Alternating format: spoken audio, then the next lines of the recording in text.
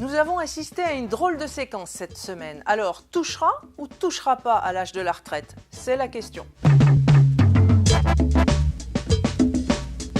Alors on le sait, Emmanuel Macron veut une grande réforme des retraites. Il veut transformer les 42 régimes de retraite existants dans un grand régime universel. Pour faire ça, c'est une réforme dure et solide.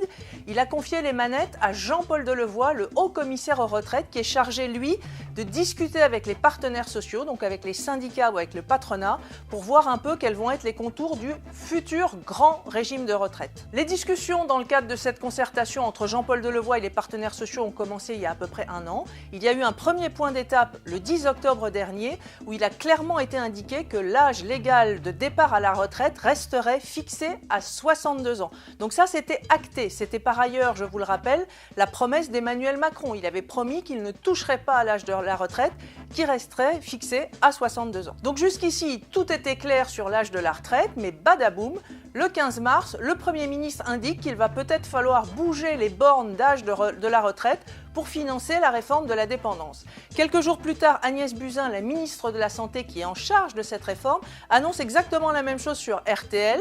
Alors on pense à un couac, eh bien non, pas du tout. Benjamin Griveaux, le porte-parole du gouvernement à la sortie du Conseil des ministres, réaffirme à nouveau qu'on va peut-être toucher à l'âge de la retraite.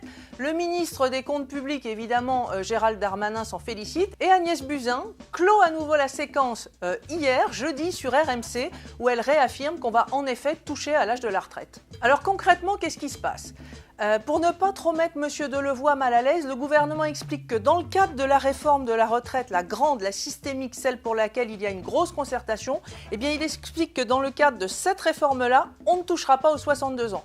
On se dit, bon bah c'est bien, donc on n'y touche pas. Eh bien non, parce qu'il dit aussi, oui, on n'y touche pas dans le cadre de la réforme des retraites, mais on va certainement y toucher dans le cadre de la réforme de la dépendance, justement pour financer la dépendance. Alors pourquoi le gouvernement fait-il ça ? Eh bien tout simplement parce qu'il a besoin d'argent. Il a déjà fait beaucoup de cadeaux aux Gilets jaunes, 10 milliards, il s'apprête à faire de nouveaux cadeaux à la suite du grand débat, et il va surtout y avoir la grande loi sur la dépendance. On le sait, ça coûte très très cher, plusieurs dizaines de milliards d'euros, ça c'est certain. Donc il faut absolument trouver du financement. Alors que faire pour trouver des financements ? Le premier poste de dépense de l'État, ce sont les retraites. Sur 1000 euros dépensés, il en dépense 268 pour les retraites. Donc il se dit, je vais toucher à ce gros gâteau-là. Alors comment y toucher ? Compte tenu de la colère des Gilets jaunes, on ne peut décemment pas baisser les pensions, on ne peut pas non plus augmenter les impôts ou augmenter les cotisations pour financer la retraite. Donc naturellement, on se dit, on va faire des économies grâce à l'âge de la retraite. On va repousser l'âge de la retraite. Alors pour le moment, rien n'est fait. Je l'ai dit, le gouvernement a lancé un ballon d'essai. On attend de voir un peu comment la poussière va retomber. En attendant, ça fait quand même quelques dégâts collatéraux. Lesquels ? Au sein du gouvernement, ils ont l'air d'accord. Mais les députés LREM, eux, ne sont pas du tout sur cette ligne-là.